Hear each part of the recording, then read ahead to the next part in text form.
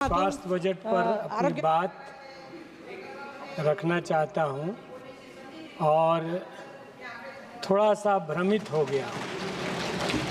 जिस तरह से स्वास्थ्य मंत्री रोजी पिक्चर पेश कर रहे थे और ट्रेजरी बेंचों की थपथपाहट आ रही थी, इसको सच मानूं या जो रोज़ कैंसर पीड़ित गरीबों के लिए अनुशंसा लिखता हूं स्वास्थ्य के लिए, उसको सच मानो।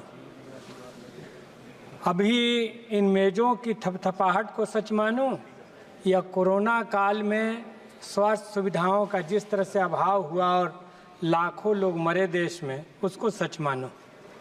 इसलिए थोड़ा सा कंफ्यूज हो गया हूँ कि क्या सच है। हमें अपनी पीठ थपथपाने की आदत से बचना होगा और सच बात है कि बड़े पैमाने पर अभी स्वास्थ्य की दिशा में काम करना है। गरीबों का इलाज नहीं हो रहा है और वे महंगी दवाओं, महंगे इलाज के अभाव में दम तोड़ दे रहे हैं। एक छोटी सी बीमारी हो रही है प्राइवेट हॉस्पिटल में 50,000, 1 लाख, 2 लाख और गरीब एफोर्ड नहीं कर पा रहा है। इसीलिए निचले स्तर पर जो PHCs हैं, स्वास्थ्य सेवाओं का भी केंद्रीकरण करना होगा और उनको ताकत देना होगा। एक सक्षम डॉक्टर वहाँ पर अनिवार्य रूप से अटेंड करे। जिला अस्पतालों को और स्ट्रॉन्ग बनाना पड़ेगा, जिसमें सभी विभाग के लोग हों, सभी स्पेशलिस्ट हों, हर विभाग का वहाँ खुले। तो इन चीज़ों पर जोर देना पड़ेगा। अभी आबादी बढ़ रही है, 500 अतिरिक्त बेडों का इंतजाम हो और हम ये कहना चाहेंगे कि हार्ट और किडनी की बीमारी का जिलों में इलाज हो। इससे ऊपर में जो महानगरों में बड़े अस्पताल हैं, उन पर जो लोड बढ़ जा रहा है, उससे भी निजात मिलेगा। और मॉड्यूलर OT, मॉड्यूलर IT, आई का OT, आधुनिक मशीनें, ये निचले स्तर पर बहाल करने की ज़रूरत है। बिहार में जो सघन आबादी है और जिस तरह से दिल्ली एम्स पर आज भी बिहार के मरीजों की बड़ी तादाद आती है। दरभंगा में एम्स की घोषणा हुई लेकिन आज तक वो पूरा नहीं हुआ, चालू नहीं हुआ।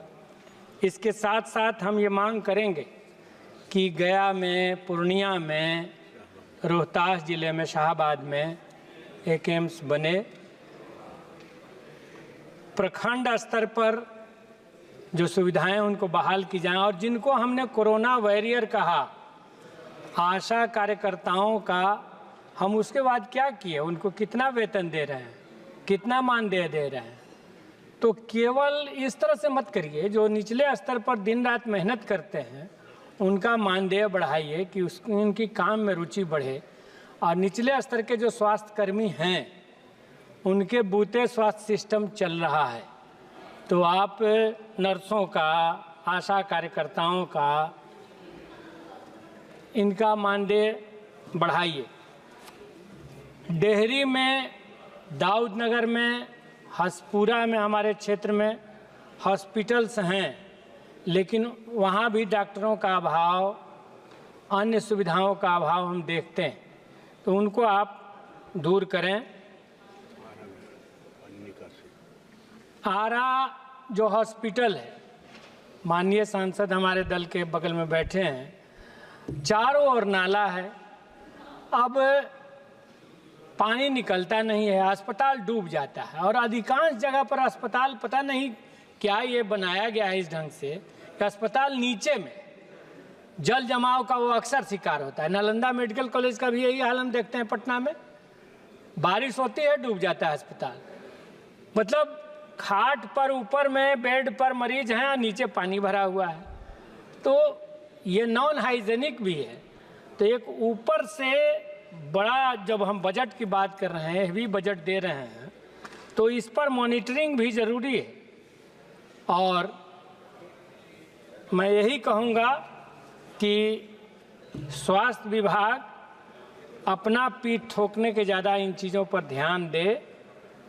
निजी अस्पतालों पर जाहिर सी बात है, हम सरकारी अस्पतालों में सुविधा बढ़ाएंगे तो निजी पर लोड घटेगा और इन पर हम अधिक से अधिक जोर बढ़ाएं।